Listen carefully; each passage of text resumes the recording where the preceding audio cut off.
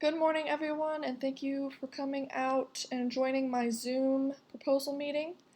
The title of this proposal is Prefrontal Cortex Asymmetry in Regard to Affect. I would like to acknowledge Dr. Greenwald, my thesis chair, for helping me throughout this whole process. I would like to thank Dr. Radicke and Dr. Mars for agreeing to be on my committee, and thank you all for your patience regarding scheduling this in this time. And I would also like to thank Rose from the BDC and lab for helping me out through this process as well. For the overview, I will start with the introduction, and I'll be talking about why I think this topic is relevant. And then I will go through the variables, which are emotional intelligence, frontal alpha asymmetry, mental health, and stress. And then I will discuss the research question, hypotheses, methods, procedures, experimental design, statistical analyses, and then I will conclude. I first became interested in this topic because I think it is very interesting that depending on people's emotional state, mental state, stress levels, um, whatever they're feeling, that they can go in different directions in life, make different decisions, have completely different outcomes. And that is the main reason why I became interested, that emotions and how you process emotions and regulate them and interpret them and assess them, how that is all going on in your brain ultimately leads you to certain outcomes and certain decisions. The alpha bandwave is a prominent brainwave that is used and observed in emotion research. The alpha bandwave is active when in a relaxed and neutral state, and it is also best observed when eyes are closed, because when eyes are closed, processing of the outside world visually is reduced. And since you're in a relaxed and neutral state, when your eyes are open, you might be stimulated by visual objects and you wouldn't be in as much of a relaxed and neutral state as you would if your eyes were closed. So when your eyes are closed, you're not thinking about much, that's when alpha waves are active. Um, People who meditate and do yoga, their alpha band waves are more prominent because they can get in their mind more easily and reduce the amount of processing to increase that alpha band wave. So it is mainly when you are in a relaxed and neutral state. Alpha waves frequency ranges from 8 to 12 hertz, which is about the middle of all the brainwaves. So alpha brainwaves are dominant during quietly flowing thoughts and in some meditative states. Um, some people say that alpha is the power of now, being here and in the present and not thinking about the past or the future, just being in your mind, in yourself, and some people just say that's the maximum calm you can get. And so alpha is very active in this resting state for the brain.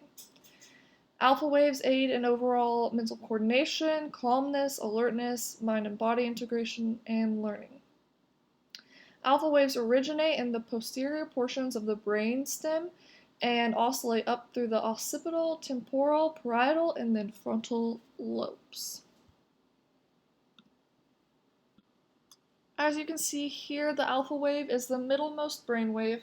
It's in between theta, which is dreaming and flowy states, to beta, which is concentration and learning. So it's right in the middle of both of those things. So you cannot have an alpha wave when you are active and learning and concentrating and observing the world around you visually and auditorily and physically, like sensory. And then theta is dreaming and flowy states or flow states, so that's when you are about to go to sleep, gradually getting into the unconscious territory. And so alpha is between kind of unconscious and conscious, although when you are in an alpha state, you are definitely aware of the world around you. So the alpha bandwave, it's observed in emotion research because it is kind of in between the conscious and unconscious. You're not thinking a lot, you're just in your mind trying to relax. And so, whenever people have higher alpha levels, that usually means they have greater emotional control and emotional use. So, people who meditate, they're able to get into that alpha state more quickly. And people who meditate also have the reputation of having more control over their emotions. And so, since people know this, there have been studies about people going in to do biofeedback to increase their alpha activity so that they do have more emotional control and regulation. And so, that is why the alpha bandwave is important in emotion research. Related to alpha bandwave is a newer phenomenon called frontal alpha asymmetry. It's relatively new to emotion research right now, and what FAA is that it observes a difference in alpha activity in the left versus the right frontal region of the brain. Although it is observed in the frontal region, it is important to know that emotions aren't generated or developed in the frontal area of the brain. As I mentioned earlier, alpha waves originate in the posterior portions of the brain stem and then oscillate all the way up to the frontal lobes, and that is where emotion is regulated, interpreted, and assessed. So, FAA has frequently been linked to emotion research and mental health research in EEG studies, since it has a relation to the alpha band wave. Obviously, it is just in the frontal region and it's looking at the left and right region of the brain. It has been shown that higher alpha values indicate greater left-sided activity. Okay, right here, this is how you obtain the frontal alpha asymmetry score. And it's about looking at the left versus right homologous side. So right here you can see F3 and F4, that's a contralateral side of each other. So the two electrode sites that are associated with each other will be compared. So F3, F4 right here, and then F1 and F2 would be compared, and so on. And then you get the frequency band power of each side that you're comparing. And then you average that, and then you get the natural logarithm of those scores. And then, as you can see on the right-hand side of the PowerPoint, is the frontal asymmetry index. So you can see any score that is negative or below 0 is associated with right frontal asymmetry, and then above 0 is left frontal asymmetry. Now I will go into the factors related to frontal alpha asymmetry, which is emotional intelligence, also known as EI, mental health. Specifically, I'll be looking at depression and anxiety, and then stress. Emotional intelligence is the ability to express, use and articulate, understand, regulate, and identify emotions. There are two factors that underlie emotional intelligence, which is intrapersonal, which is self, and then interpersonal, which is you with another person or in social situations. So, emotional intelligence is related to frontal alpha asymmetry because people who are deemed higher emotional intelligence have greater left frontal alpha asymmetry, while people deemed lower emotional intelligence have greater right alpha asymmetry. Okay, so in this study below, this graph is done by Mikolajczak and colleagues. This was a study that kind of inspired my direction in my research that I am doing. They are also looking at frontal alpha asymmetry as well as emotional intelligence, but they are looking at different factors. As you can see in this graph, it is only looking at left-sided FAA scores, so there's no negative value, so that means there is no right FAA score shown. But as you can see right here in the lavender shade, these are the scores below the mean of given trait EI variables, so these are lower emotional intelligence scores, while the maroon color is higher emotional intelligence scores. So you can see that the higher scores are yielding greater left-sided activity. So in this study, they looked at EI with well-being, self-control, emotionality, sociability, And I think it would be beneficial to look at these with different factors of EI, since these factors are very specific, while EI is more general because you're looking at how you express, articulate, understand, and etc. emotions, while well-being and self-control and emotionality and stuff like that is looking at very, very specific factors. And also in this study, the questions asked in the self-report measure for EI was very transparent in the questions. One of the questions was, I'm not able to do things as well as most people.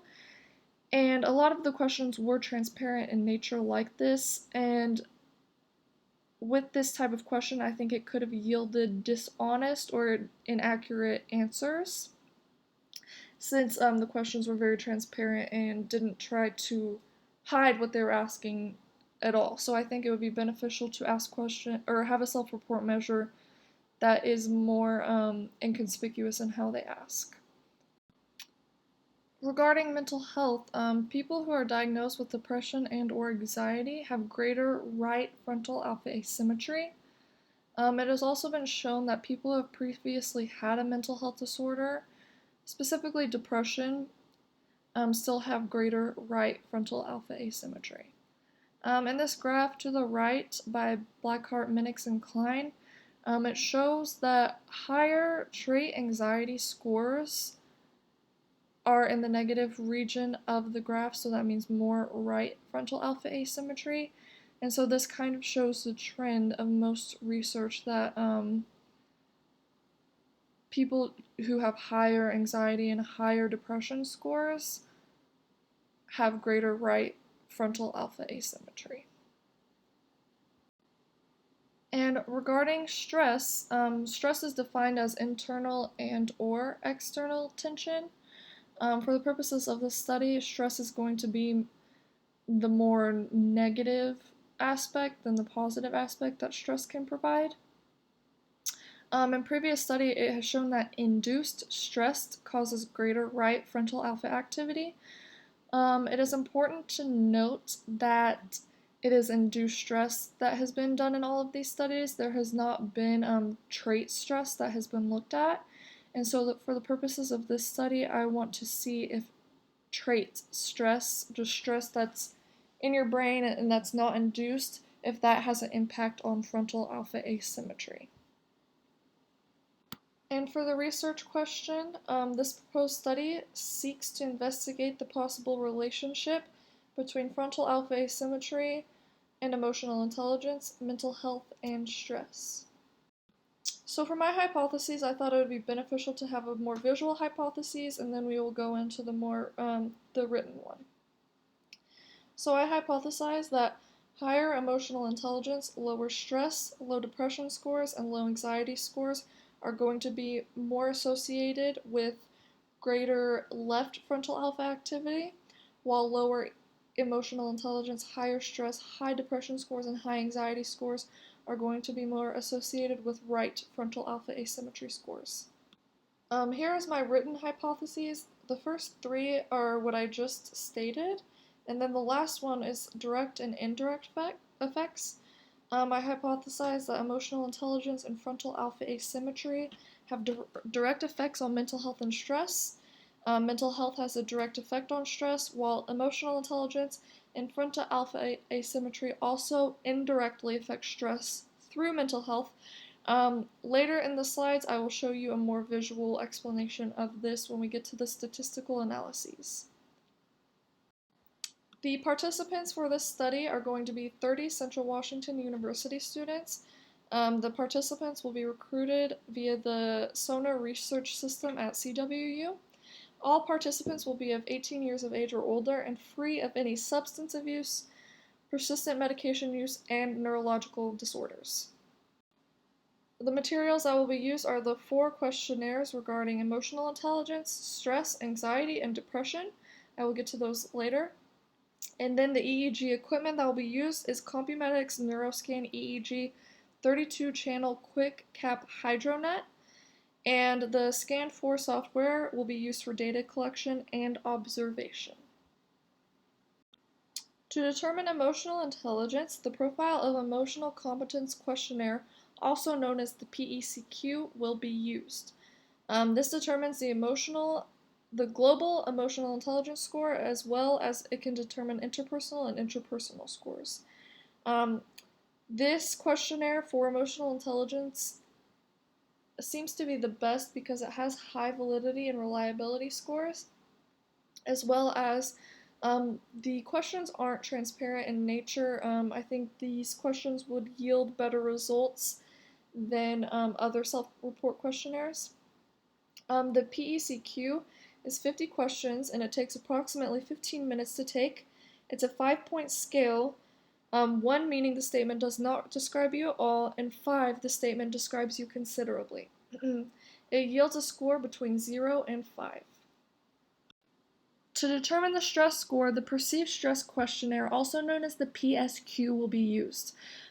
This questionnaire is high in reliability, and the questions are also very straight and direct and to the point. It is 30 questions. It takes approximately 15 minutes to take. It's on a 4-point scale, 1 meaning almost never, and 4 meaning usually, about the frequency of behavior. This yields a score between 0 and 1. To determine the level of anxiety, the General Anxiety Disorder 7, also known as the GAD-7, will be used. This is a very common questionnaire that is used in research because it is reliable and valid in its outcomes. It determines the level of anxiety. It is 7 questions and it takes less than 5 minutes to take, and it's on a 4-point scale. The scale is the frequency of behavior, 1 meaning not at all and 4 meaning nearly every day. The degree of anxiety and scores are 5 to 9 is mild anxiety, 10 to 14 is moderate, and greater than 15 is severe. The Patient Health Questionnaire 9, also known as the PHQ 9, is to determine the level of depression. It is like the GAD-7 in the way that is commonly used in research and yields valid and reliable outcomes. It is 9 questions. It takes less than 5 minutes to take, and it's on a 4-point scale. The scale is exactly the same as the GAD-7, and it's the frequency of behavior, 1 meaning not at all, and 4 meaning nearly every day.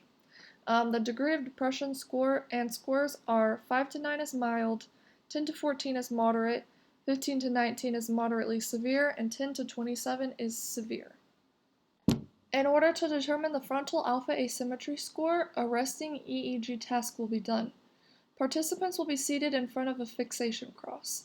Each participant will go through a series of eyes open and eyes closed tasks.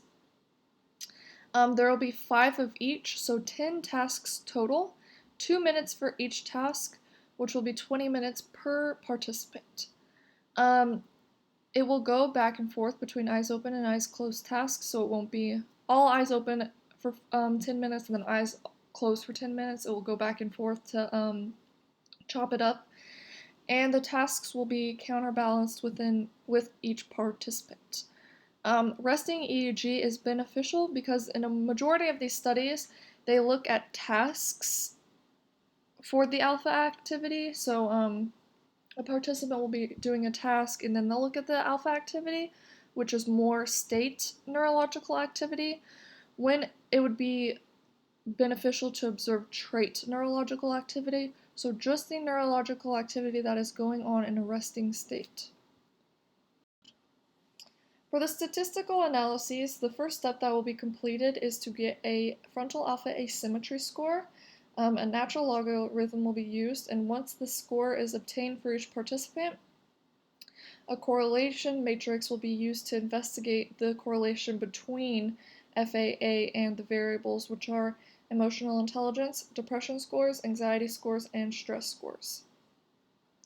After this, any variables that don't have any correlations between any of the other variables will be removed. And then after this, a one-way MANOVA will be done. The independent variable will be frontal alpha asymmetry, while the dependent variables are emotional intelligence, depression scores, anxiety scores, and stress scores.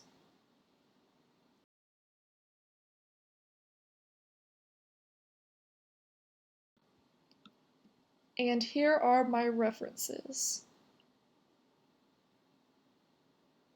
Okay, and that is my proposal. Thank you so much for attending my Zoom meeting, and I look forward to hearing any questions or comments that you have.